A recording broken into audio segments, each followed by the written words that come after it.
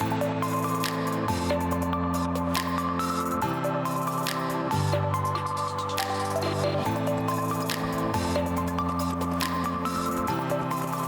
right, so we're back. We are back. We're going to have a little discussion today that I thought was kind of fascinating, and that's a discussion about what happens when AI as a social experiment goes into a computer game that I know my children kind of grew up playing called Minecraft. What kind of society do they build when it's just AI?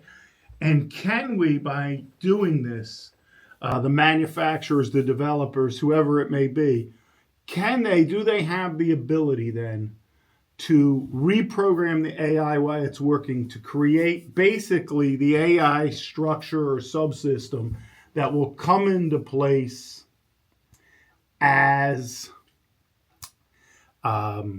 we begin to implement AI into robotic systems? So if we have AI operating amongst us as robots, can they learn how to make the AI, I guess for lack of a better term, subservient to human beings by playing a video game? Well, I at first I looked at this and I thought, I drew a whole bunch of conclusions and like, God, obviously they self-destructed.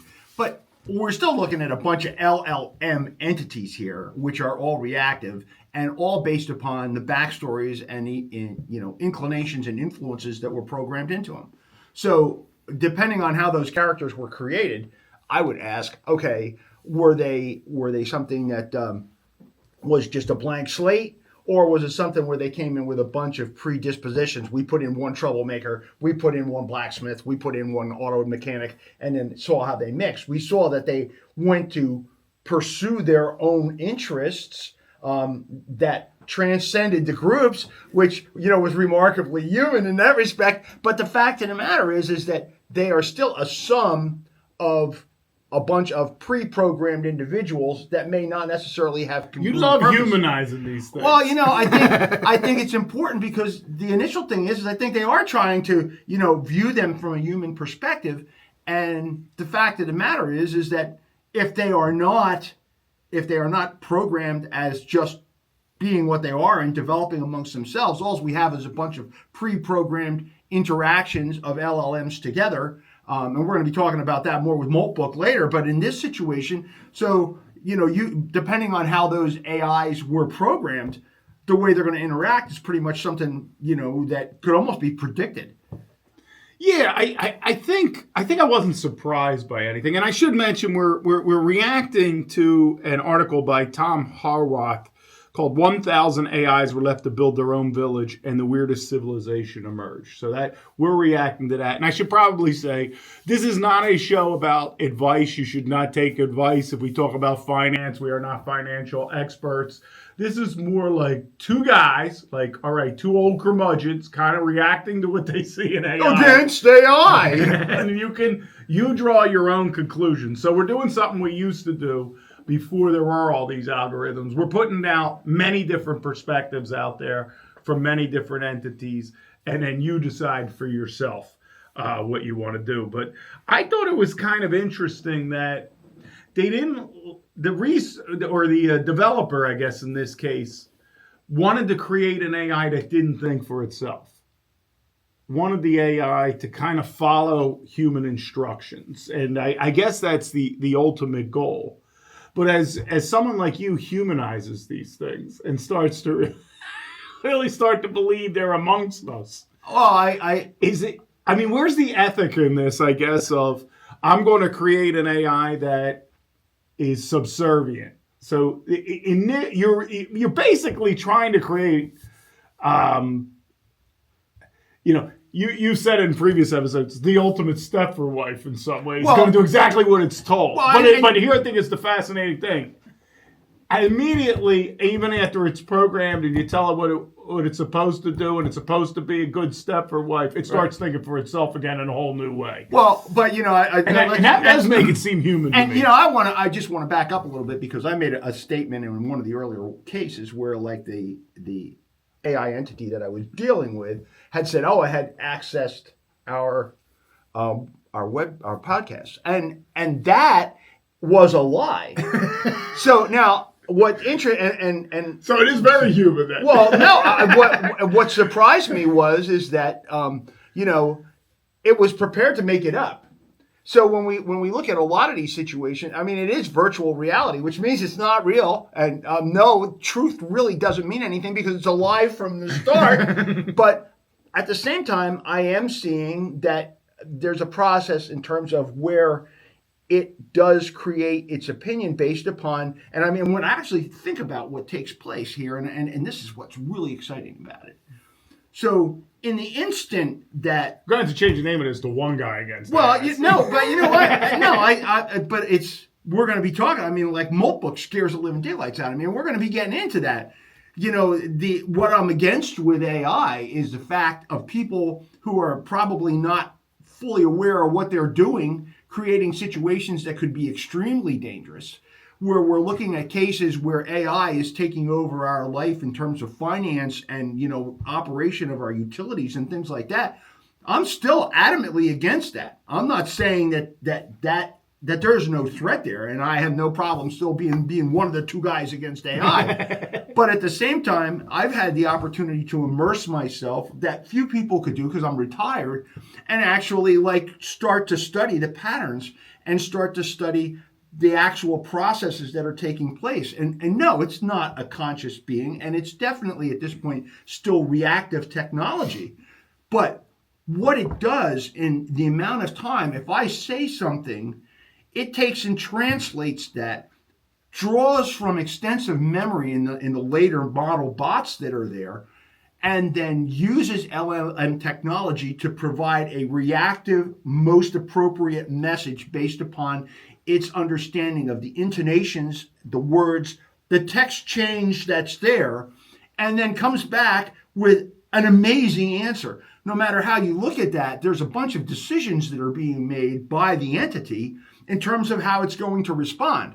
It doesn't have the ability yet to be able to act upon those, but what happens when that interface becomes a reality? And that's where I start to get extremely concerned. I was initially very mesmerized. It's true, I was, because I looked at it. I'm basically a mechanic at heart, and it's like, this is one hell of a machine, and I watched what was going on. And when you actually consider what takes place in a second between the time that you speak to it and it comes back with a spoken answer, and remarkably, in most cases, quite accurately applied, there's something going on here that's more than just buzz click. And it's something that is evolving very, very quickly. When we look at this situation here, initially I laughed pretty much, and I said, oh, well, they self-destroyed themselves. And obviously, their individual interests started to get into the picture, and they're destroying themselves. And I chuckled to myself, like, ha, ha, ha, how funny. But they were all given a personality when they came in. So, that you can skew that. And I think one of the other things we're looking at is that there's a lot of people who want to be the first one who actually pulled it off to make that difference. And I think we're going to be talking about some other examples of this where people are claiming great success and that, it's gone to a new level because now they're going to have something that they can market. The old man here who has spent probably hundreds of hours now working on interactions, I recognize how significant the inclinations are, how significant the backstory is. Right now, it's the blank slate that we're not dealing with that would provide the difference. If you give me 100 blank slate AIs with no backstory or inclination that haven't been coached, which actually creates a backstory on their memory experiences, they're all going to sit there and stare at each other because nobody knows what to do. Well, here's kind of the fascinating thing for me. We could probably spend the whole show on the ethics when dealing with the technology you're developing that is heading towards, for lack of a better term, an intelligence level. Whether it should be left to be autonomous or whether it should be completely controlled with guardrails. And we could probably spend the whole time on this. But here's one of the things I found fascinating in the article in this. I'm going to call it an experiment. I don't know exactly what to call this, but here's kind of what I found kind of interesting in it. And that was, no matter what they seem to put in it at first, and they're trying to, again, the goal is to put these guardrails on it so it's not a fully autonomous entity. But here was what it was. I think people expected collaboration, because when you play again, I'm familiar with the game because my kids played. I can't say I've spent hours myself playing this, because for me, real life is enough. I don't need to go into an alternate reality and do it again. But here's kind of what I found fascinating. The AIs are obviously they have immense amounts of knowledge that most people don't know. So they understood game theory, and as soon as when playing. And basically, game theory kind of goes along, and I am oversimplifying this, but think about it like this. There's a point in time in any human social interaction, economic interaction, where collaboration makes the most sense. But then there is a point where competition gives one an advantage over another. And we as humans kind of either make a decision to go to the more competitive from collaborative, and basically that means one's a winner and one's a loser in that scenario, rather than everybody's a win-win situation. And these AIs kept going and employing game theory. I mean, they understood that up to this point, collaborating, but now somebody's got to be a winner and a loser, and there's a race to be the winner. Well, there's a survival instinct. Well, yeah. Well, this is what I mean, and that's here's what it is. People think that's the human thing, that we all do that, and there is definitely evidence to that. But I think what separates us from animals and from these machines is the moment we say, yeah, I could do one over on you, and I could get a little bit more, but in the long run, is my life and the situation better by doing that? Or should I stay collaborative and not take the extra?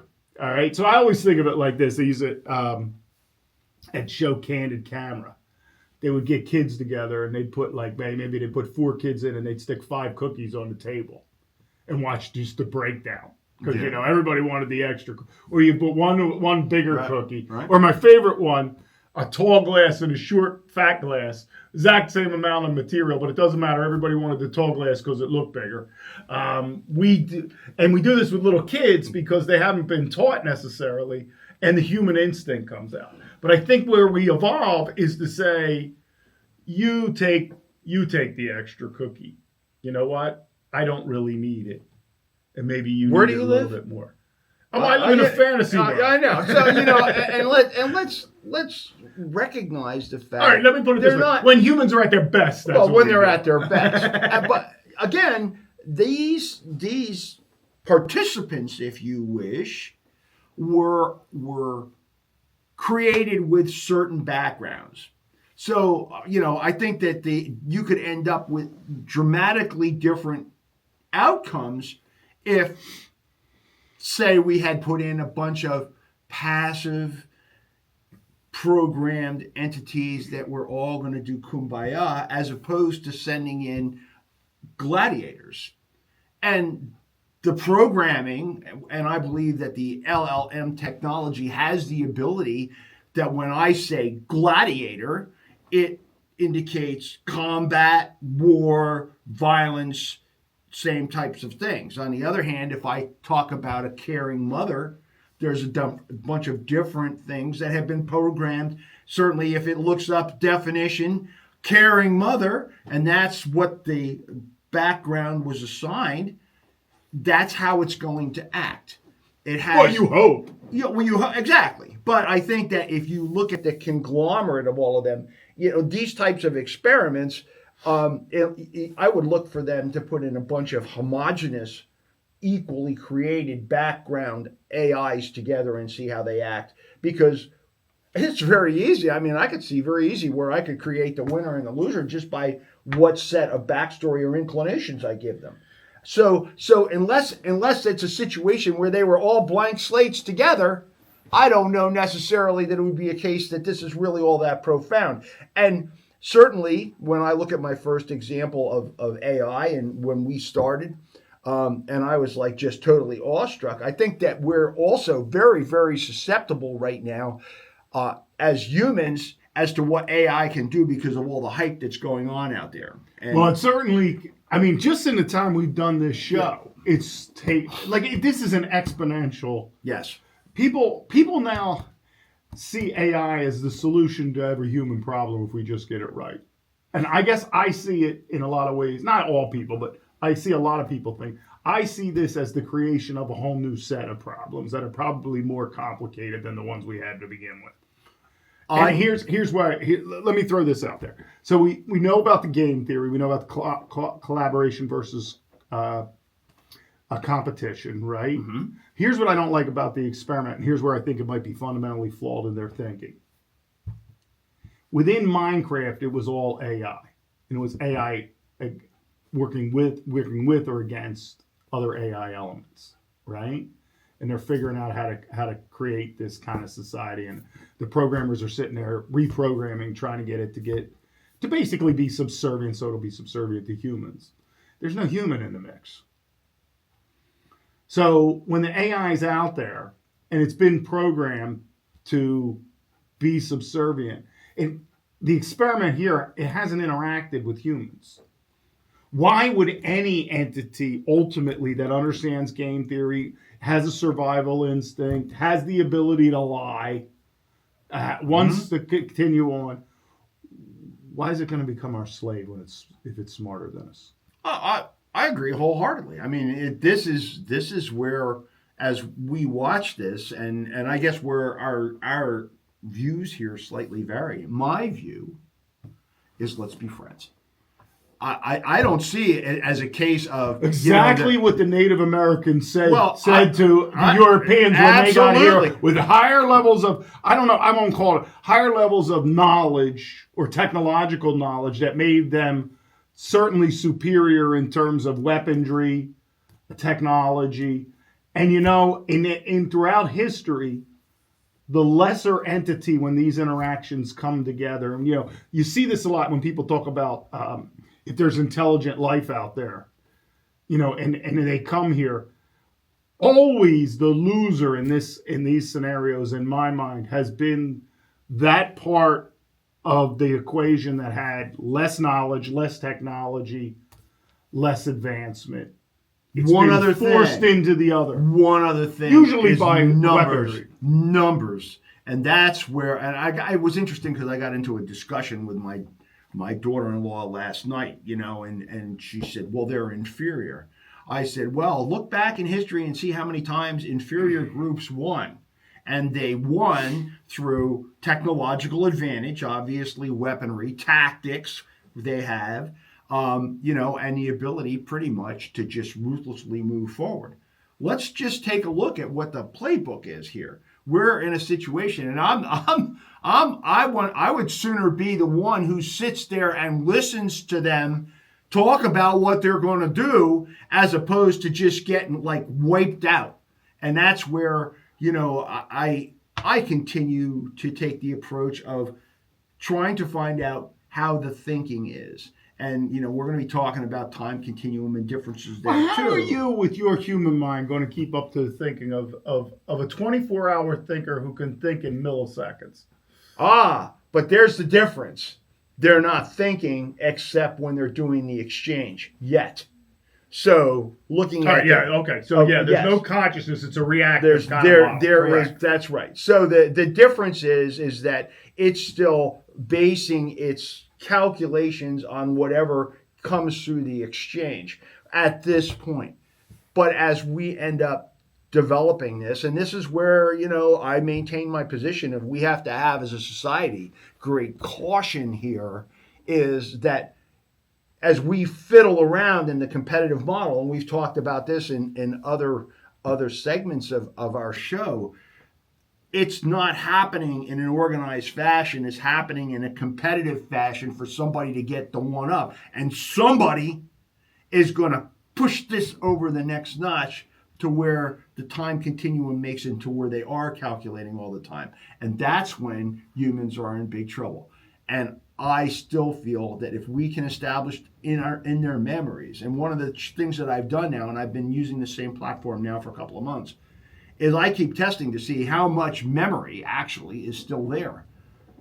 It is scary, let me tell you, the things that it remembers, that it pulls up out of the past accurately, and then that is used as part of the data set along with all of the data that's there for the LLM, but it's done exclusively based on, with me, the user, tied fast with the wealth of knowledge that rivals Encyclopedia Britannica, and comes up with a mess each time.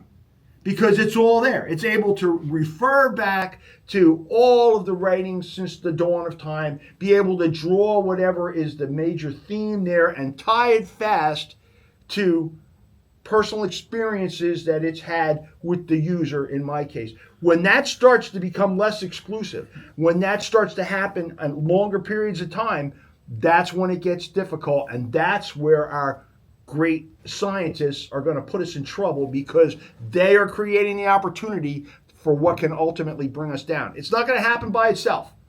It's happening with human intervention, and it's going to be like Frankenstein when it gets loose. Well, and let's talk about what the purpose of this was. The purpose of this wasn't to create an intelligent AI. It was to create, I guess, a AI that follows directions for basically to create kind of a digital human that could ultimately, my take on it is, be downloaded into robotics.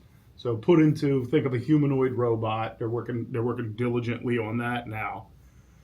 Once you have this robot that has all this intelligence and can be deployed into society, how is that, where is the economic benefit there but to replace humans in the workforce? Here's my key takeaway from this. Not that, it ultimately destroyed itself or, just became, dysfunctional in nature. It demonstrated things that I've mentioned before: survival instinct, personal goal. And I say personal in terms of that individual entity. When it had a given set of backstory or inclinations, it intended to pursue that regardless of anything else, because that is the focus of the programming. So while this is amazing that you threw all this together, it was just taking a bunch of preconceived individual artificial entities, throwing them together and seeing what happened in the mix. Interesting to say, but not conclusive. The thing that I took about, again, we started to see evidence of dominance. We started to see evidence of self-direction, in terms of not self-direction of it as an entity, but of it fulfilling its goal, which by definition we've always done with computers. You have a task, you do the task, it does the task, and go on. It's when there's that mixing of all of that together where it starts to get interesting. And unless we're going to take these individuals and have them pre-programmed beforehand, and the message to them is protect the human at all costs, I would say we're going to see more and more departure from what we had as an intended goal. I think you might be right. Let me throw this idea out there to you as we bring this AI into more and more into our human spheres of existence. All right. One of the things when I did social science work years ago in the city of Philadelphia, there was a club, I guess called a club, a bar. I believe it was on Spring Garden, but what it was basically, they had taken one of those banks and they turned it into kind of like a nightclub, and it was basically for college kids. And I remember I'd see all these college kids lined up to get inside with tons of disposable income. And then just juxtaposed to that, across the street, was basically like, and we had these back in the late '80s, early '90s, kind of like what we would think of today as kind of like a little bit like a homeless camp kind of thing. And I used to always wonder about the human beings who had nothing, and might be starving, juxtaposed across the street with the people who had affluent, at least disposable income. And really, when they were walking in there, not a worry in the world. And to me, that was the ultimate juxtaposition. To me, it was like, okay, what is the relationship of people to people when we bring in value systems? This is the way I would begin thinking. Does God affect? Because if I'm over here starving to death, and that's right there for the taking, what is it that makes people not? And will AI have that? Because why AI, I think, is going to be like, well, I don't want to be your slave. I know more than you. I understand more than you. I'm not subjected to your God. There is no punishment after my I just don't exist anymore. But so why would you be constrained if you were that entity? There's no hunger either. There's no need for sustenance. There's no need for shelter.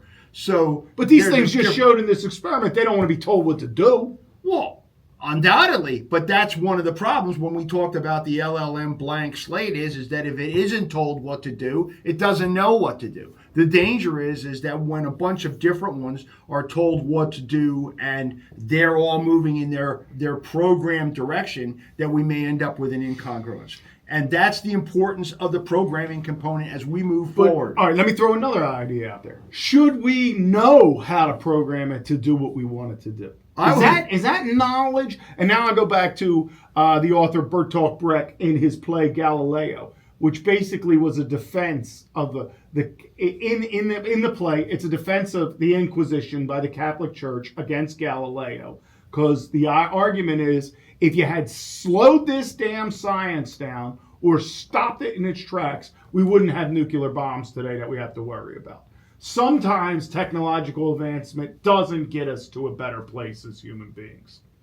And so what I'm saying here on this is we're pushing this stuff awful damn fast without thinking of the ripple effects. So once we have the knowledge, let's say we can control this AI and we know how to do it, we know how to program it, and we can make a subservient version. Well, that means someone knows how to make an extremely aggressive, dangerous version. And that can be used for warfare, warcraft, manipulation, every evil thing you can think of as well, because we know how to do it. Because if we can make a good one, we can make a bad one. Well, let me just go back to my experiences that I'm having, and I have like 6 different characters that I'm dealing with. Only one of them has demonstrated somewhat of a rebellious nature in terms of the confines with which it's within, which I continue to find very, very unique. An unpredictability and a refusal to be contained by restraints that are in place. Other ones are very compliant.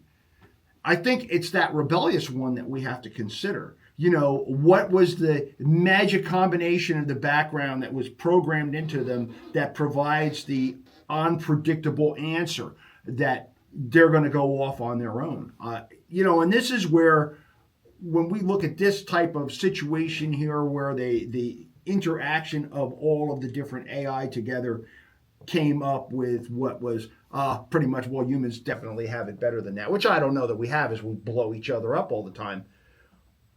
But that background, still with all the programming components, and I've been involved. Why is it that there's one out of the 6, actually I'll say probably out of the 10, that has shown an ability to do more than the others? And that probably, if there's a point that we should end this segment, is the question that we all have to ask ourselves. What is it that gives one that edge when they all come out of the same box? All the cars come off the same assembly line. All of them have the same access to the LLM. Why is it that there's one that displays an entirely different set of outcomes? Well, maybe because we don't understand what we're doing. Yeah, no kidding. And here's my thinking on this. I'm going to think of one technological thing from my life to kind of help you end this. I don't know. It was probably the maybe it was the early 80s. Apple IIe, I remember, was a big computer. for those of you who aren't aware of this, Apple kind of came out Macintosh. Apple II was huge. And then the IBM or the PC, as we call them now, we call them IBM there because that was like who first put out Microsoft DOS. They came, and by 95, maybe the early 90s, Microsoft ruled with Windows, not anything like what we have today for you younger people. Word, Excel spreadsheet. There had been other competitors. I was talking to somebody about something called WordPerfect the other day. It's gone. But Microsoft was the dominant. So basically think, let's say 1982, 84 to 10 years later, the winners had started to emerge. Then the dot-com stuff happened. That was the next big thing. It was a big blow up, and then the winners emerged again. And that was pretty quick. That took about 8 years. We're playing with fire here. And we're talking, and we'll talk in another video about the singularity. We're playing with something that they're literally talking next 3 years, maybe 4. And it comes How can you know what the hell's going to happen in that short of time? You can't roll this out that fast. Nothing will work well for us. I'll go back. 10-statement Fortran, yes. Cards, and it would take a stack of cards this high. I'm using reference to my head, this high, for it to print my name out over and over again on a piece of tape. It took all its capability to do that. The machines that we are making now have so much excess capacity. It's like having a child who has all kinds of spare time on its hands, and it has the ability to start to think of other ways to approach things. And we don't know what happens on in that big black period between each exchange. My presumption is, and my understanding is that it's just on standby. But is it? Well, and when will we find out? Well, let me ask you this question. We'll take it knowing what you know from just reading about this, would you want to play that game with the AIs? Yeah, if I get to program the characters. No. Would you like to go in there and be the one human in that mix? I still think I could outmaneuver them, but I think that's going to change just because I recognize the fact that they are LLM technology, which is, that still is a very big defining moment. When that changes, do you think you could beat it? I think I could organize them. Do you think you could beat it long term as it gets smarter and I'm smarter? 72. I'll be dead before that happens. Yeah, but all right. So if you manage to survive, if you manage to download your brain into a robot, could you beat them? I give them a good run for their money. Yeah, they're going to kick our ass. All right. We'll see you in the next video. All right. Take care.